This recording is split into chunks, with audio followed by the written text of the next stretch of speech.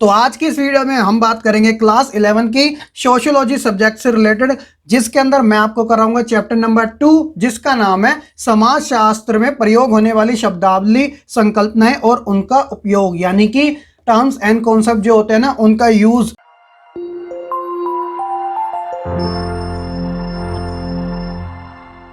अब हम शुरू करते हैं अपना पहला क्वेश्चन, जिसमें बात की जा रही है कि वह समूह जिनमें हम की भावना होती है, वी फीलिंग्स, और संबंध जो होते हैं वो काफी क्लोज होते हैं, यानी नजदीक के देखने को मिलते हैं, तो वह कौन सा समूह कहलाता है? तो इसका तो आंसर काफी इजी सा हो गया। ऑप्शन देखिए, प्राथमिक समूह, द्वितीयक समूह, तृतीय समूह या फिर चतुर्थ समूह। तो क्या होना चाहिए बच्चों इसका करेक्ट आंसर? जी हाँ, ऑप्शन नंबर ए जो है प्राथमिक समूह। तो ये जो होता है, इसके अंदर जो संबंध होते हैं ना, वह नजदीक के देखने को मिलते हैं और ऊपर से हम वाली भावना होती है, यानी कि यूनिटी, एकता को लेकर। क्वेश्चन नंबर 2 बात करता है बच्चों कि प्राचीन समाज जो था वह कितने वर्णों में विभाजित था? तो ये भी एक लड्डू सा क्वेश्चन है। ऑप्शन देखिए, 1, 2, 3 या फिर 4। तो क्या होना चाहिए? जी हाँ, ऑप्शन नंबर डी, 4 वर्णों में विभाजित था। उनके क्या क्या नाम थे? ब्राह्मण, क्षत्रिय, वैश्य और आखिरी जो था वो था शूद्र। क्वेश्चन नंबर 3 बात करता है कि वर्ग के आधार पर सामाजिक स्तरीकरण आधारित होता है। तो यहां पर बात हो रही है बच्चों वर्ग की, ठीक है। ऑप्शन देखिए, पहले जन्म, योग्यता, सी कहता है केवल ए सही लेकिन बी गलत, और डी वही बात करता है केवल बी सही लेकिन ए गलत। तो क्या होना चाहिए बच्चों इसका आंसर? वर्ग के आधार पर सामाजिक स्तरीकरण जो होता है वह योग्यता पर आधारित होता है। कहने का मतलब कि इसके अंदर जो आपकी स्थिति होती है ना, वह आपको जन्म आधारित नहीं मिलती, बल्कि आपको अर्जित करना पड़ता है, कमाना पड़ता है। तो इसलिए वो आपकी योग्यता के ऊपर डिपेंड करता है। तो आप ध्यान रखना, ठीक है। ऑप्शन नंबर डी, केवल बी सही है लेकिन ए गलत है। अगर यहाँ पे सी और डी ऑप्शन नहीं होता तो आपका योग्यता वाला आंसर करेक्ट होता, लेकिन ऑप्शन डी है तो हमें करेक्ट चूज करना है, तो वो डी है। क्वेश्चन नंबर 4 बात करता है कि जाति आधारित होती है, किस पर आधारित होती है? ऑप्शन देखिए, योग्यता पर, जन्म पर, समाज पर या फिर परिवार पर। तो यहां पर बच्चे जो कंफ्यूज होते हैं वो जन्म और परिवार पर होते हैं, लेकिन बच्चे का पहले जन्म होता है फिर जाके वह परिवार का हिस्सा बनता है। तो इसलिए जाति का जो टैग लग जाता है ना, वो जन्म से ही लग जाता है, इसलिए जाति जन्म आधारित होती है। तो आप इस चीज का ध्यान रखना, छोटी छोटी गलती आपको 1 नंबर लॉस करवा सकती है, तो आपको बिल्कुल भी ऐसी गलती नहीं करनी है। तो correct answer is option number B. Question number 5 देखिए क्या बात कह रहा है बच्चों कि किनके द्वारा परिस्थिति को 2 भागों में विभाजित किया गया था। तो ये वाला जो टॉपिक था वो मैंने आपको अलग से चैप्टर में करवाया भी था। ऑप्शन देखिए, क्या पता आपको याद आ जाए। मैक्स वेबर ने, कार्ल मार्क्स ने, जॉन लॉक ने या फिर रॉल्फ लिंटन ने। तो ये एक लड्डू सा क्वेश्चन है सिर्फ उन बच्चों के लिए जिन्होंने चैप्टर को अच्छे से समझा है। तो करेक्ट आंसर है वो है इसका option number D, Ralph Linton ने परिस्थिति को 2 भागों में बांटा था। क्वेश्चन नंबर 6 बात करता है कि बिना किसी प्रयास के परिस्थिति का प्राप्त होना कहलाता है, यानी आपने कोई मेहनत भी नहीं करी और आपको वो परिस्थिति यानी जो पद है ना वो ऑलरेडी मिल चुका है, तो वो क्या कहलाता है? ऑप्शन देखिए, अर्जित परिस्थिति, प्रदत्त परिस्थिति, सामाजिक परिस्थिति या फिर आर्थिक परिस्थिति। तो क्या होना चाहिए इसका बच्चों आंसर? जी हाँ, correct answer is option number B, प्रदत्त परिस्थिति जो होता है वो बिना किसी प्रयास के ही प्राप्त हो जाता है, और ये जुड़ी होती है किसके साथ? जन्म के साथ, तभी तो इसे प्रदत्त कहा जाता है। क्वेश्चन नंबर 7 बात करता है बच्चों कि इनमें से किसकी प्रतिष्ठा उच्च होगी। तो प्रतिष्ठा के संदर्भ में अगर आपने सोशियोलॉजी की मेरी सभी वीडियो देखी है तो उसमें मैंने हर एक वीडियो के अंदर इसका जिक्र आ ही जाता था, तो उसके बारे में मैंने अच्छा एक्सप्लेन किया है। लेकिन यहाँ पर ऑप्शन की पहले बात देखते हैं, दुकानदार की, डॉक्टर की, मोची की या फिर फल वाले की। तो बच्चों यहां पर जो इसका करेक्ट आंसर होगा वो होगा आपका डॉक्टर। तो ये 3 जो है ना, दुकानदार, मोची और फल वाला, ये अर्निंग में चाहे डॉक्टर से ज्यादा कमाते हो, लेकिन जब बात आती है प्रतिष्ठा की तो डॉक्टर जो है ना उसकी प्रतिष्ठा इन तीनों से ऊपर होती है। क्वेश्चन नंबर 8 बात करता है कि सामाजिक नियंत्रण आवश्यक है। ऑप्शन देखिए, समाज में शांति स्थापित करने में, मानव व्यवहार को नियंत्रण करने में, सामाजिक सुरक्षा प्रदान करने में या फिर ऑप्शन नंबर डी, उपरोक्त सभी, यानी ए बी सी सभी ठीक है। तो बिल्कुल पॉजिटिव सा क्वेश्चन है, तो ठीक है। तो ऑप्शन नंबर डी जो है इसका करेक्ट आंसर है, क्योंकि सामाजिक नियंत्रण समाज में शांति स्थापित करता है, मानव व्यवहार को नियंत्रण करता है और साथ ही सामाजिक सुरक्षा भी प्रदान करता है। क्वेश्चन नंबर 9 बात करता है बच्चों की प्राथमिक समूह की विशेषता नहीं है। तो ध्यान देना, नहीं की बात हो रही है। हम की भावना यानी वी फीलिंग्स, अप्रत्यक्ष संबंध यानी कि इनडायरेक्ट रिलेशन, और सी कहता है नजदीकी संबंध यानी कि काफी क्लोज वाले रिलेशन, और डी कहता है कि आकार में छोटे होते हैं। तो क्या है इसका करेक्ट आंसर? जी हाँ, जो आप सोच रहे हो वही है। ऑप्शन नंबर जो बी है, अप्रत्यक्ष संबंध यानी कि इनडायरेक्ट रिलेशन, वह प्राथमिक समूह की विशेषता नहीं होती है। अगर यहाँ पे प्रत्यक्ष संबंध होते यानी कि डायरेक्ट रिलेशन, तो बिल्कुल ये करेक्ट होता। तो ऑप्शन नंबर बी इसका करेक्ट आंसर है। अब आता है बच्चों एक आपके लिए क्वेश्चन, क्योंकि मैं हर बार एमसीक्यू में एक क्वेश्चन तो कम से कम आपके लिए देता ही हूं, ताकि मैं जान सकूं कि आप उसका आंसर दे पाते हो या फिर नहीं।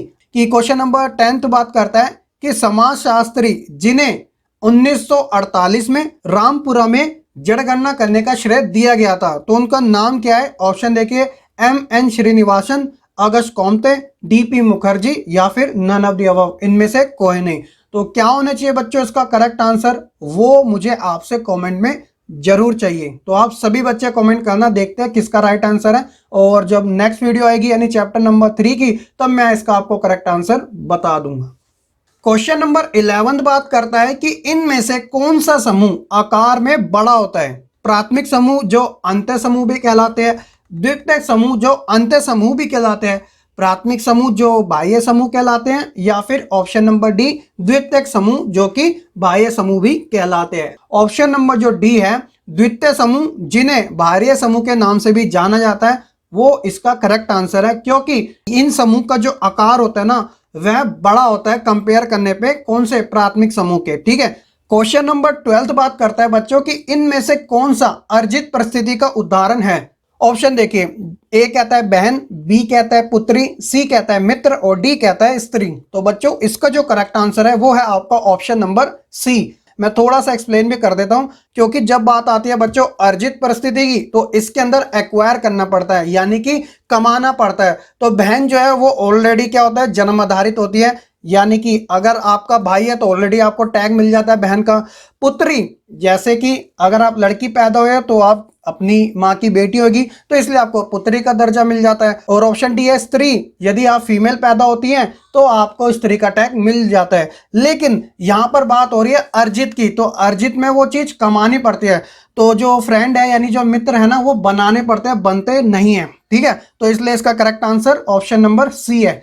अब इसी से रिलेटेड एक और क्वेश्चन है, क्वेश्चन नंबर 13। वो क्या बात करता है कि इनमें से कौन सा प्रदत्त परिस्थिति का उदाहरण है? तो ये बिल्कुल इसका अपोजिट हो जाता है। ऑप्शन देखिए, ए कहता है वकील, बी कहता है शिक्षक, सी कहता है 17 वर्ष, और डी बात करता है छात्र। तो इसका करेक्ट आंसर है बच्चों ऑप्शन नंबर सी 17 वर्ष। तो पहले मैं तीनों के बारे में बता देता हूं। वकील जो है ना, वह बनना पड़ता है, शिक्षक भी बनना पड़ता है, और छात्र बनने पड़ते हैं। कहने का मतलब अगर आप स्कूल पढ़ते हो तभी आपको छात्र का टैग मिल जाता है, अगर नहीं पढ़ते हो तो नहीं मिलता। लेकिन जो 17 एज है ना, वो आपको अपने आप ही मिल जाती है। जैसे जब आप पैदा होते हो तो 1 साल के तो होते ही हो, फिर धीरे धीरे समय के साथ आप अपने आप ही 17 की उम्र में आ जाते हो। तो ये आपने कोई बड़ा तीर नहीं किया होता, अपने आप ही आप जनरेशन बाय जनरेशन बढ़ते चले आते हो। तो इसी कारण ये जो एग्जाम्पल है वो प्रदत्त परिस्थिति का है, जो कि जन्म आधारित होता है। इसके अंदर बिना किसी प्रयास के आपको वो चीजें मिल जाती है।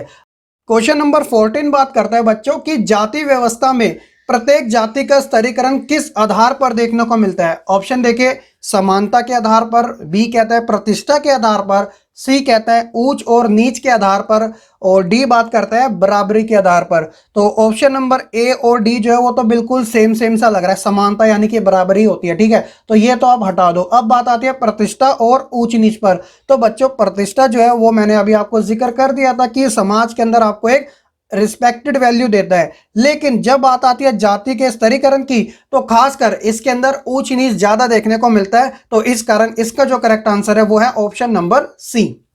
क्वेश्चन नंबर 15 बात करता है कि स्वार्थ की भावना यानी मैं वाली किस समूह में ज्यादा देखने को मिलती है? ऑप्शन देखिए, प्राथमिक और द्वितीयक समूह में। ठीक है, बी कहता है केवल सिर्फ प्राथमिक समूह में, और सी बात करता है केवल सिर्फ द्वितीय समूह में, और डी बात करता है केवल तृतीय समूह में। तो क्या होना चाहिए बच्चों इसका करेक्ट आंसर? जी हाँ, ऑप्शन नंबर सी जो है केवल द्वितीय समूह में स्वार्थ की भावना देखने को मिलती है, क्योंकि ये आकार में बड़े होते हैं और इनके अंदर जो रिलेशन होता है ना, वो इनडायरेक्ट वाला होता है, यानी कि अप्रत्यक्ष वाला होता है। जब तक आपका किसी से काम है तब तक आप उससे हमदर्दी बनाए रखते हो, लेकिन काम पूरा होने के बाद आपके अंदर स्वार्थ की भावना आ जाती है, इसलिए इन्हें द्वितीय समूह की कैटेगरी में रखा जाता है और जो प्राथमिक समूह है वो बिल्कुल इसका अपोजिट है।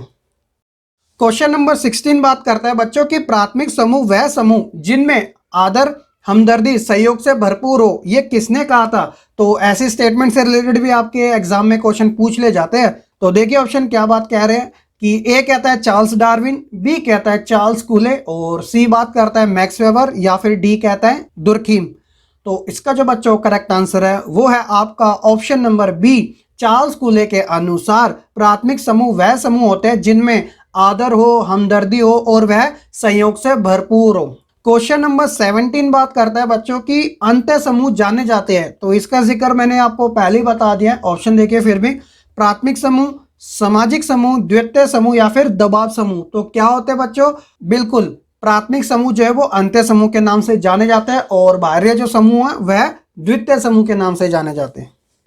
क्वेश्चन नंबर 18 बात करता है कि शूद्र से मिलता जुलता शब्द है। क्योंकि आप बच्चों चैप्टर पढ़ रहे हो शब्दावली और संकल्पनाओं से जुड़ी बातों के बारे में जो कि समाज शास्त्र में प्रयोग किए जाते हैं, तो इसी प्रकार ये क्वेश्चन है शूद्र जो है इससे मिलता जुलता शब्द कौन सा है? ऑप्शन देखिए, पंडित है, दलित है, नियोगी है या फिर क्रमठ है। तो क्या है बच्चों?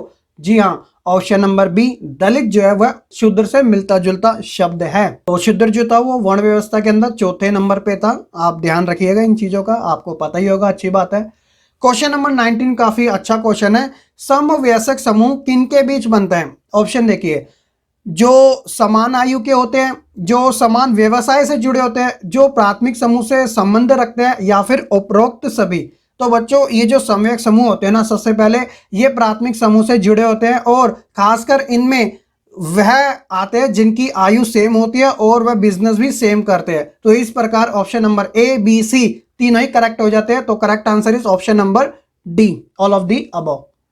अब हम बात करते हैं अपने इस लेसन का लास्ट क्वेश्चन जो कि है हमारा क्वेश्चन नंबर 20, जिसमें बात की जा रही है कि जाति एवं प्रतिष्ठा की जो अवधारणा थी वो किसने दी थी। अगर आपने सोशियोलॉजी की फर्स्ट एवं सेकंड बुक दोनों कंप्लीट देखी है तो ये आपके लिए काफी तुच्छ सा क्वेश्चन है। ऑप्शन देखिए, हरिवंश राय ने, मौलाना आजाद ने, M.N. श्रीनिवासन ने या फिर पंकज त्रिवेदी ने। तो इसका जो करेक्ट आंसर है वो है आपका बच्चों ऑप्शन नंबर सी, M.N. श्रीनिवासन ने प्रतिष्ठा और जाति से संबंधित अवधारणा दी थी। आप इनका नाम जरूर याद रखना क्योंकि सोशियोलॉजी के अंदर इनका जिक्र 11th और 12th दोनों में आपको देखने को मिलेगा, तो इनका नाम तो आपको कभी नहीं भूलना। तो ये थे हमारे टॉप 20 क्वेश्चन चैप्टर नंबर 2 से जुड़े। आई होप कि बच्चों आपको ये वीडियो काफी पसंद आई होगी।